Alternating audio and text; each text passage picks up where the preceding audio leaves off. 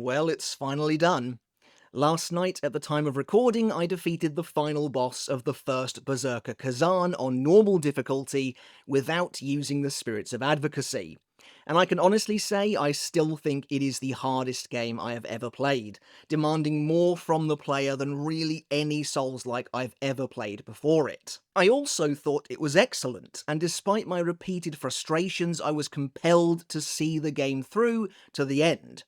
And today, what better way to cap off my journey with Khazan than to rank every single boss in the game from easiest to hardest? Getting the chance to take a holistic look at the game's boss lineup like this really reinforces the level of quality that permeates the entire experience, and that yes, while there are a lot of what I would consider to be very difficult fights in here, that actually the majority of the bosses aren't too bad. It's all about slowing down and taking the time to really learn what you're up against. But that being said, some of them are still downright brutal. So we'll be ranking every boss in the game, by which I mean they need to have a named health bar at the top of the screen in order to count, starting with the easiest.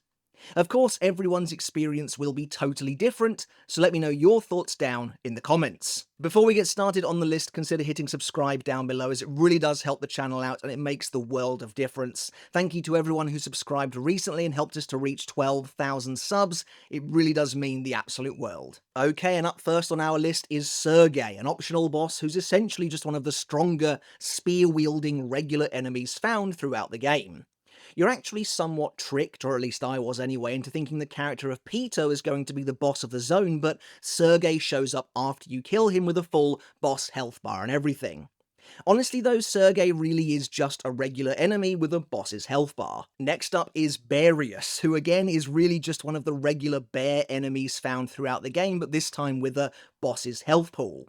Bears can be some of the trickier enemies in the game to fight, as they are quite tanky and hit pretty hard, with a moveset that features both a burst attack and a grab attack, but ultimately this is still a pretty easy encounter as far as the bosses go. And let me tell you this, Barius has absolutely nothing on Elden Ring's Rune Bear, that's for sure. The failed creation is yet another normal enemy given a boss's health bar, and again it's a fairly simple affair. The only real trick to this fight is the fact that you are forced to battle this abomination in a lake of plague-inflicting sludge, which can be annoying, but it's really the only thing you'll have to manage here. The failed creation can spew flames all across the battlefield and has a few minions to deal with as well, but ultimately this is not a particularly tough fight. Flanked by a pair of basic archer enemies, Gilsan is otherwise another fairly simple boss based on an enemy that you've fought many times over by this point in the game. He's fast and can feel oppressive, with a heavy emphasis on close quarters melee combat while chasing you around the arena, but again there's not much else going on here. The corrupted creation and mutated Rosha boss fight is one of the rare double bill battles in the game, but it doesn't have much to offer beyond that. Both bosses are exactly the same and fight you one after the other, which makes the battle very manageable. If both bosses had attacked you together, things might have been a little more intense, but again, while not really regular enemies, you've seen these spider abominations before, and aside from their web shot which holds you in place, they are not particularly dangerous. Another optional boss and a variation on the Beast of Madness enemy, Cursed Boris, is again a fairly easy battle with well choreographed tells. Cursed Boris will perform several leaping and slam attacks, as well as a burst attack that's easily countered, so there really isn't too much to worry about here. Cursed Boris enters a frenzy state as soon as the fight begins, meaning he can't be staggered until the red stamina bar is depleted, but he's ultimately not much of an issue either way. Despite the interesting and unique name, the 99th Owl is almost identical to Cursed Boris. Both are variations on the Beast of Madness enemy. The real real difference here, and why the 99th Owl is ranked a spot higher than Boris, is simply because you have to kill a couple of additional fodder enemies at the start of this boss. I mean, you don't have to kill them, but obviously it makes your life a little bit easier, and the arena itself is much narrower, giving you slightly less space to maneuver in when faced with this highly aggressive enemy. Reaper has some lengthy combos to contend with, but they are fairly easy to consistently brink guard and deal massive damage to his stamina bar. Aside from that, Reaper feels like an enormously toned down version of the Balerion fight, as he conjures ghostly skulls and other apparitions to attack you, which makes a lot of sense considering Balerion can summon Reaper to fight you herself. The Spectre of Pluvius is a boss variation of the Soulbound Knight enemy, which is only significant due to the fact the Soulbound Knight is one of the toughest and most annoying regular enemies to deal with in the game. Able to conjure ghostly apparitions that can't be struck and build hallucination, the Spectre of Pluvius isn't particularly tough, but I guess he's inherently more annoying to deal with than most of the other basic enemy bosses so far. Mutated Xylence is an interesting boss. Along with another boss, Zaldin, Mutated Xylence reflects one half of the infamous Viper boss fight, which you tackle much earlier in the game. Zaldin and Xylence each represent one of Viper's two phases, with Mutated Xylence being Viper's second phase. And you would think that would make this the harder of the two boss fights. However, this boss can actually, surprisingly, be one of the easiest in the entire game. If you break Xylence's horns, you'll deal an immense, game-winning amount of damage to the boss in a single blow, taking off almost 3/4 of its health in one go, which, although I wouldn't necessarily classify it as such, makes it feel like a gimmick boss.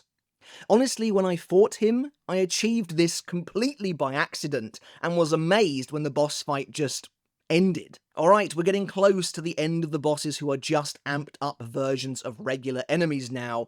Next up is Tanya. Whether she's blasting you with laser beams or striking with her jagged wings, Tanya mixes ranged and melee combat effectively, but it's in her unique gimmick that you'll likely find the most frustration.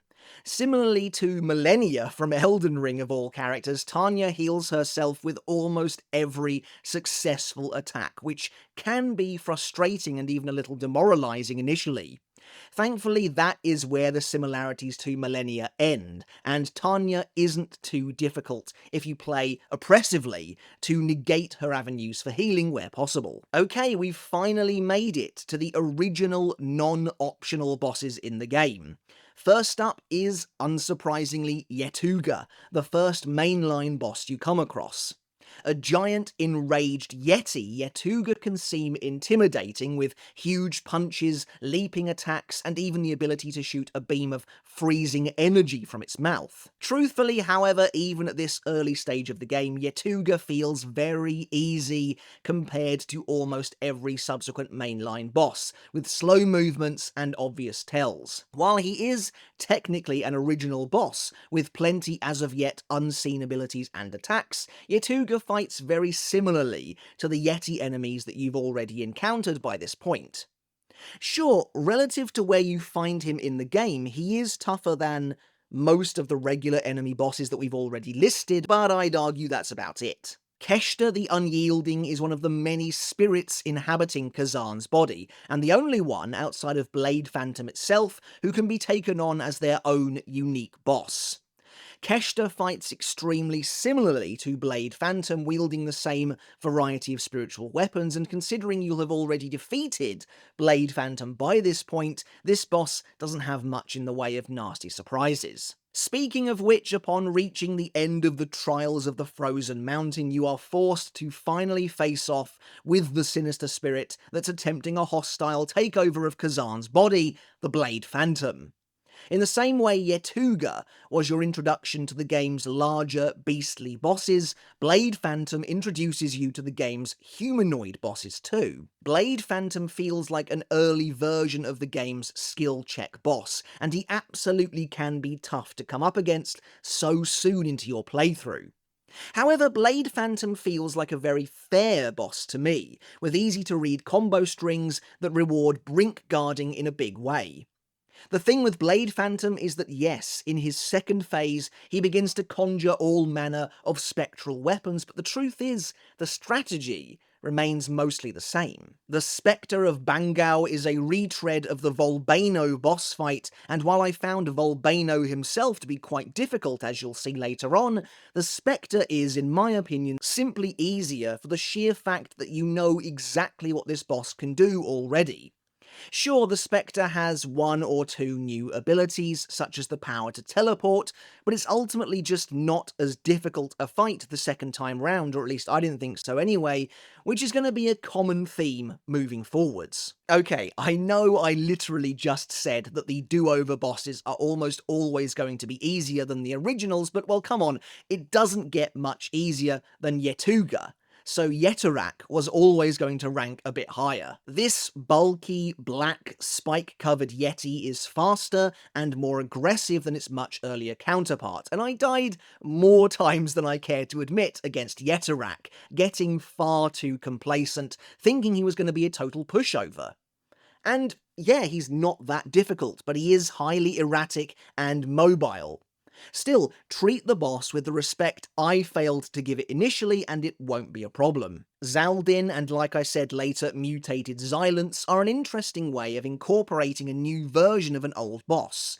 Together, these two bosses are a do-over of the infamous Viper, with Zaldin representing Viper's first phase, while, again, like I said, mutated Xylence solely represents the second. It is kind of cool. As a result, though, while Zaldin should be the easier of the two in my opinion, he is extremely quick and aggressive, often swiping at you in wide arcs or jabbing at you with his double-ended blade, and crucially, can't be defeated in the same manner as mutated Xylence, where you can take off 3/4 of his health in one go. After a string of pretty brutal bosses, I was expecting a lot more out of Aratra, the giant spider who lurks in the bowels of Scoffer Cave.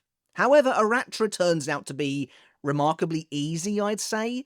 Not a pushover necessarily, but the spider simply doesn't have that much going for it. Poison buildup can be a pain, but the spider's leg swipes are easy to read and brink guard, and if you're able to get behind it, you deal additional damage to its exposed body.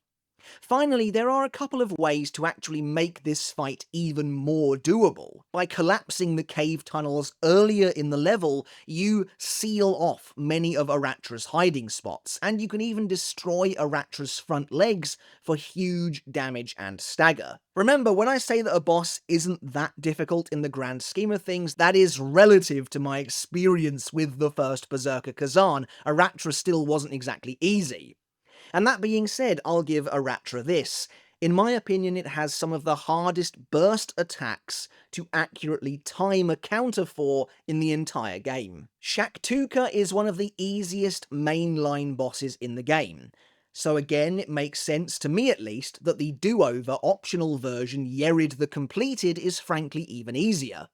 Yerid has a simple and easily readable moveset, with at least a couple of lumbering strikes that leave it hugely vulnerable to follow-up punishment in a way really none of these bosses are. Yerid stands out from Shaktuka by essentially being just the second phase of that fight, but from the get-go, which is the way a lot of these boss variations tend to go, with its plague-inflicting hand active from the very start, but even so, it's not that hard, and you've seen this all before. Up next, we have the Netherworld Trio, the only boss fight in the game that forces you to fight not one, not two, but three separate bosses one after the other.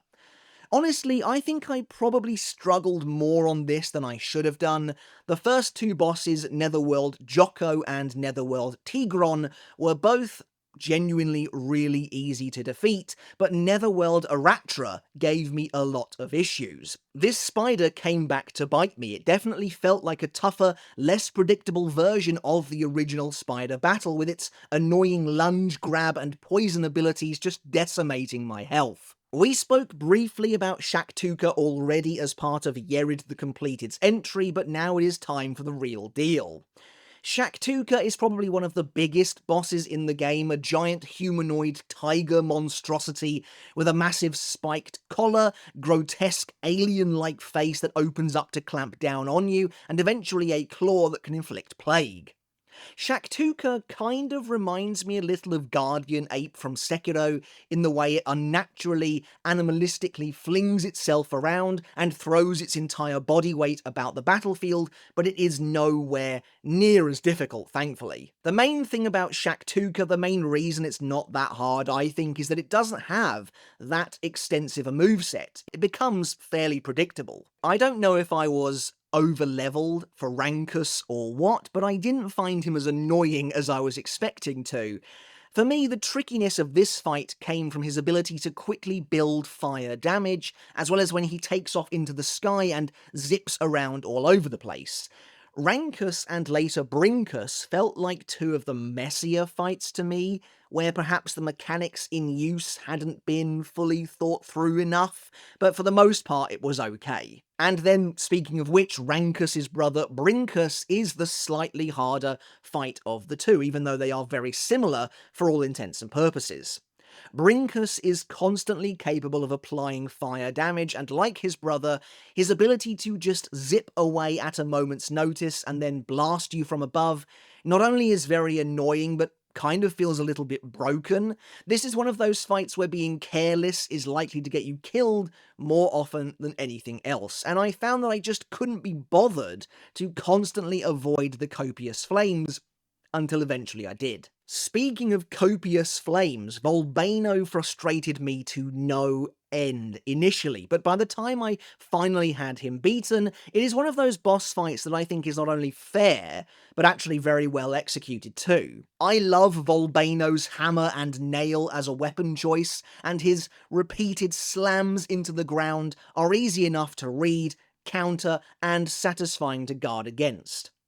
Volbano's phase change attack, where he drives his stake into the earth and creates an inescapable fire blast, drove me crazy initially. I simply did not understand it. Surely you don't have to try and fight the entire second half of this boss while battling constant fire damage build-up, I thought. Of course, I, like apparently so many others, took far too long to realise there was a ladder literally right there at the edge of the battlefield, placed there explicitly so you can avoid that one attack. And Volbano himself even travels to that part of the stage at one point, so really it's all on me. Once I discovered the ladder, the boss suddenly became that much simpler. But still, for his relatively early placement in the game, I think Volbano presents quite the challenge. As an optional boss, Guido is a variation of the incredibly difficult Maluka fight, one where he's utilising his katana stance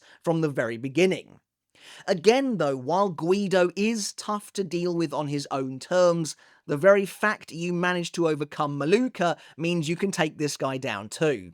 Like Maluka, Guido has the ability to heal himself, which can be annoying if you come across it, though that feels mostly down to RNG to be honest, meaning a lucky run is likely to be the one you get this thing done. For a late game boss, Princess Elena was surprisingly doable, often getting in close to rapidly attack with her rapier while being protected by a shield at almost all times. It's only later, when she begins employing chaos into her attacks, that things do get a little trickier, but otherwise this is a fairly straightforward fight to enjoy.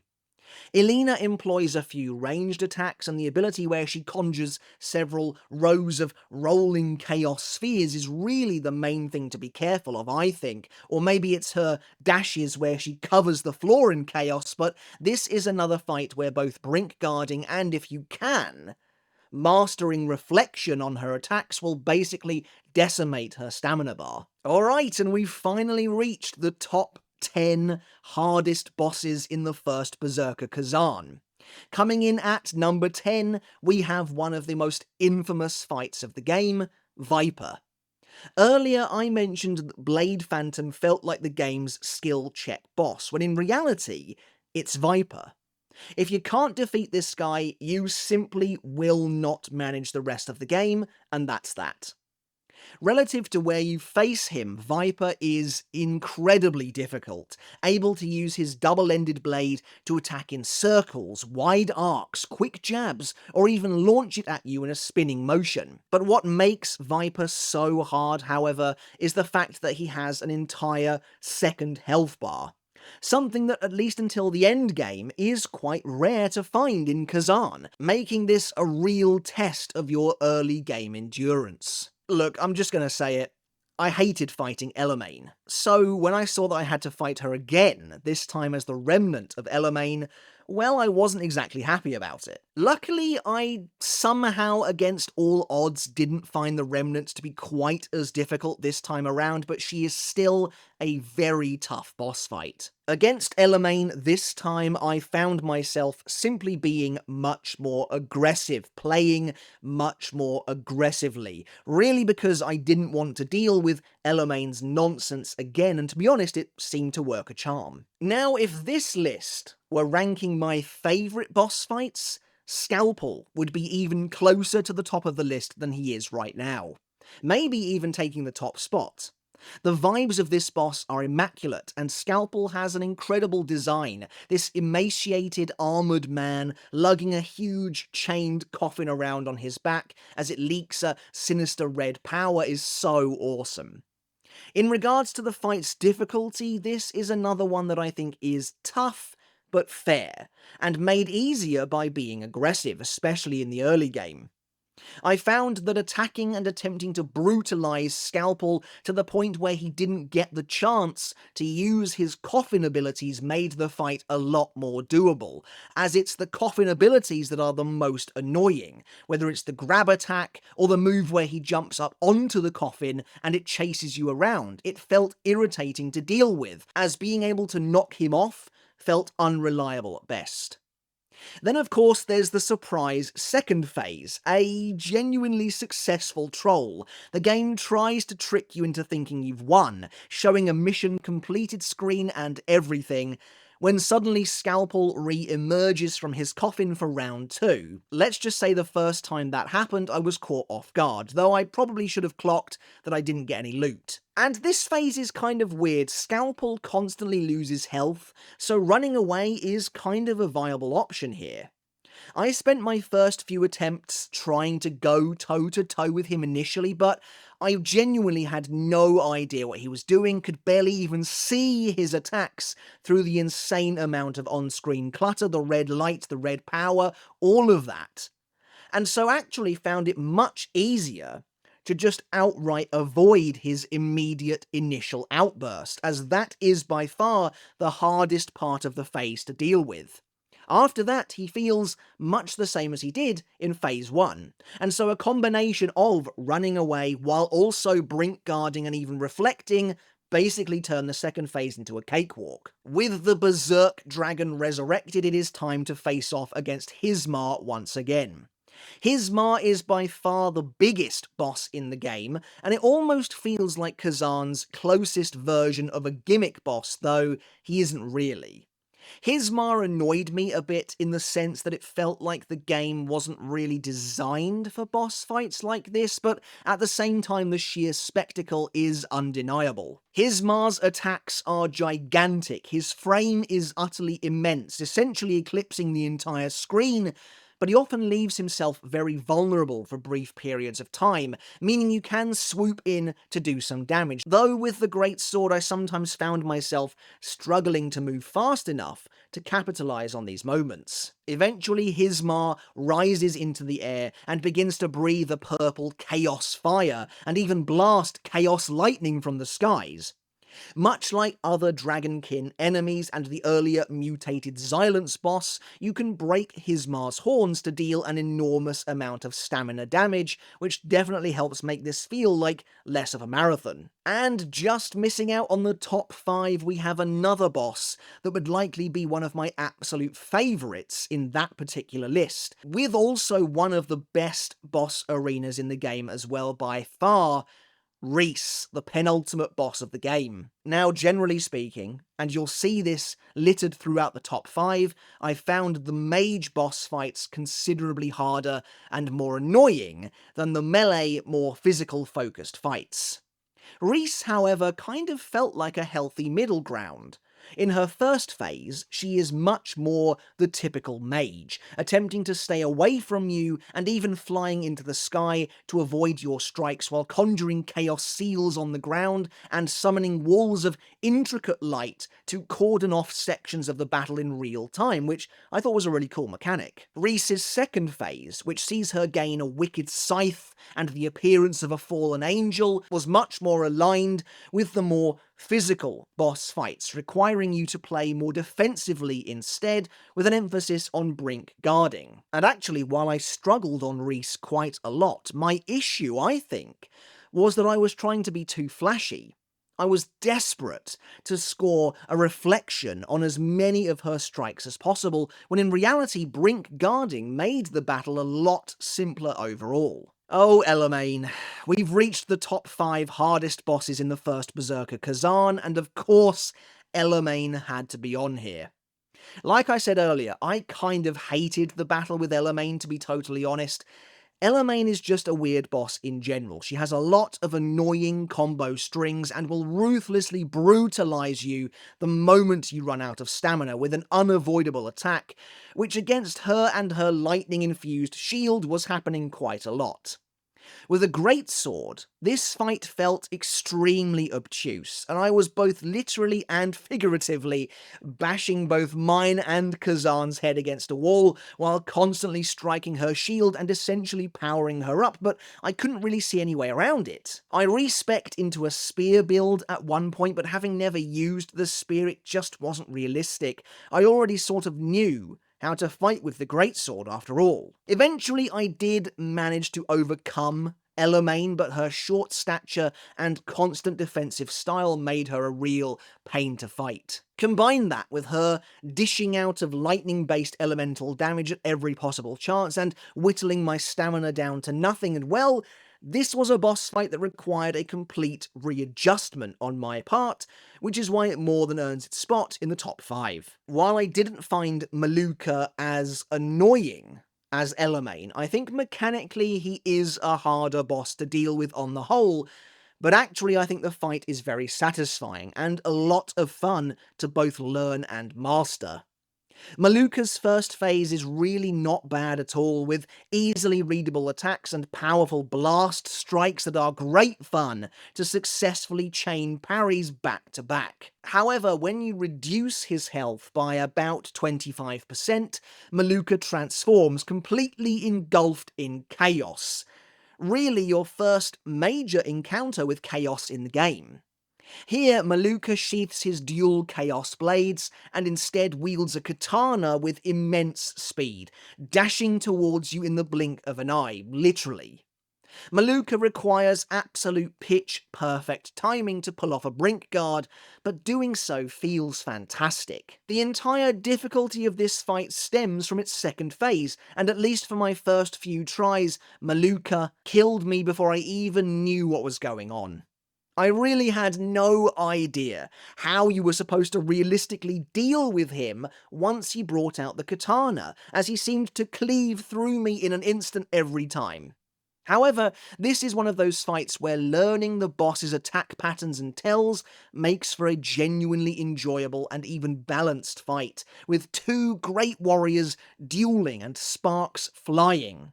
And if you're able to hold out long enough, Maluka eventually returns his katana to its sheath and begins battling you with his Phase 1 moveset again, making the fight totally doable at that point, a reward for your perseverance. That being said, his ability to heal himself is definitely annoying, and it can make a perfect run feel like it comes down to some element of RNG. Alright, we've made it to the top 3, and this podium is utterly dominated by mage fights. Up first we have the Dark Elf Mage Balerion, who just infuriated me to no end, to be totally honest. Annoyingly, I almost had her on my very first attempt, but a last-minute choke then resulted in hours of suffering at the hands of this boss. Balerion is just very annoying to fight, and again kind of feels like the antithesis of what the game is trying to be. She's constantly attempting to flee from you while conjuring all manner of ranged attacks and spirits, with her ranged shadow skulls dealing enormous amounts of damage and simply melting through your health. Balerion absolutely feels like a boss that you have to stay on top of at all times, that you have to doggedly chase down no matter what, if anything, just to stop her from surrounding herself with a shield, which then just slows the fight down considerably. Not only that, but Balerion can conjure enemies to fight you in her stead, ranging from a pack of spectral dogs to ghostly assassins and greatsword wielders, to even, if you're unlucky, summoning the Reaper mini-boss. And yes, as far as I can tell, you have to kill it before continuing on. This feels like another boss that wasn't really made for the greatsword, and you have to manage your stamina with the utmost caution while trying to chase her down. Surely, when all is said and done, there can't be mage bosses more difficult than Balerion. Well, in second place we have the Witch of the Water, Trocker, who took me a very long time to bring down. And by the time I bested her, I had the entire fight memorized to pinpoint precision, and even then she was still giving me trouble.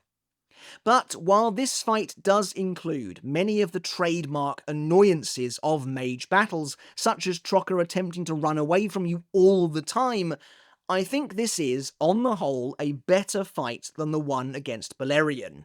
It's more interesting, and has a much more natural flow.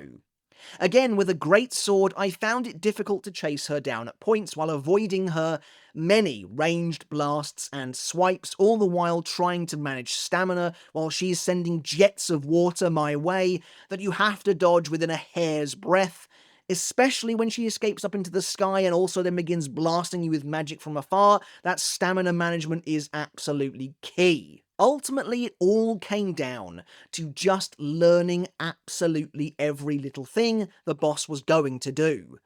Trocker pulls back and her umbrella glows pink. Well, that means she's about to use her annoying grab attack that reduces your stamina, effectively costing me the entire fight from that point onwards, in every run where I was grabbed by it, and I never quite figured out how to avoid it cleanly, so I just leaped backwards every time I saw it coming, and it kind of does the job. I guess in a sense I made this fight work for me by the end, and it definitely felt not so much fairer than Balerion, but just more balanced to some degree.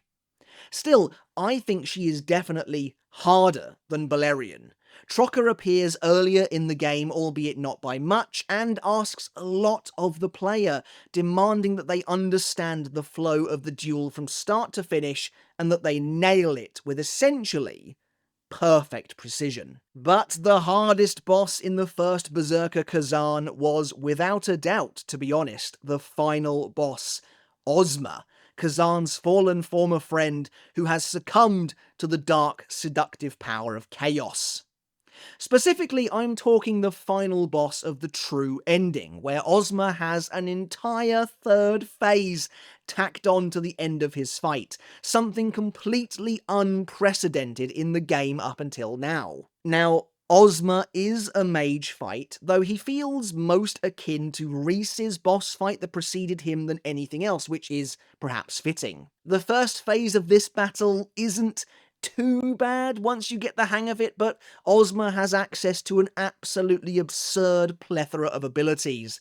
From a stream of chaos energy to frost magic to a fire blast and more, there is a ton to learn here, and he has virtually every single element at his disposal. That being said, with weak poise and fairly low stamina by all accounts, Ozma is decently easy to stagger in this phase, and once you get the hang of everything he can do, once you begin brink guarding his chaos javelins and avoiding his wing thrusts, he becomes absolutely doable.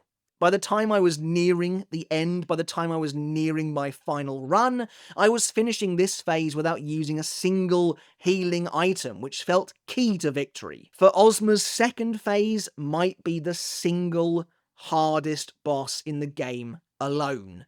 totally separate of even the rest of this fight. Here he becomes considerably more agile and physical, flying about the battlefield and dealing massive chaos damage while attacking with an entirely fresh set of moves, many of which to this day I still struggle to discern their individual tells, which might just be me getting old. A lot of them simply look very similar, whether it's the laser blast or the ability where he tries to draw you in. Learning the patterns is at the heart of all of this. Learning that when he flies into the sky to blast you Trocker style, you can only brink guard the first 4 shots of each wave, for example, is crucial to surviving each minute. And there were some abilities of his where I just straight up don't think I ever quite understood them, such as when he conjures that gigantic chaos stone in front of him, which if left unchecked, will unleash an inescapable chaos shockwave that killed me on a couple of occasions. So I figured you have to clearly destroy the rock before he gets the chance to use it, but even attacking the rock, every now and then it seemed to not break. Sometimes I had no idea what was going on. The final phase of the fight, that only appears when going for the true ending, honestly felt like a bit of a crapshoot, to be totally honest. All that really differentiates this phase from the last one is that Ozma will now use a lot of burst attacks, meaning timing on those counters is everything. At this point, I was running on pure adrenaline, I think, and you can see from the footage that when I finally locked in the combo that ended the fight, I was on but a sliver of health with no healing items left. It was pretty cinematic. I'm still reeling from the fact I was able to do it at all, to be totally honest. Ozma definitely feels like a boss challenge on the level of the likes of Ishin the Sword Saint and Millennia, Blade of Mikola, and the fact that I was able to achieve victory makes me both feel like I can do anything in games now, and never want to do it again. Alright everyone, but that's it for today's video, ranking every single boss in the First Berserker Khazan, from easiest to hardest. I'd love to get your thoughts down in the comments below. Do you agree with my list at all? What do you think about my top 10, my top 5, my top 3? Whatever you want to talk about, do please let me know your thoughts down in the comments. Have you played the First Berserker Khazan? How difficult did you find the boss fights? Let me know your thoughts down below. I'd love to hear them.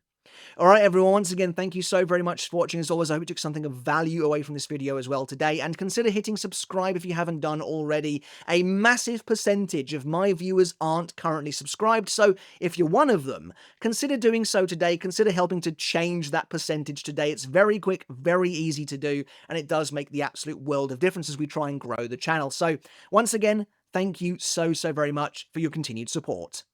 Alright everyone, that's it from me today. Until next time, I'll catch you later, and let's talk games again.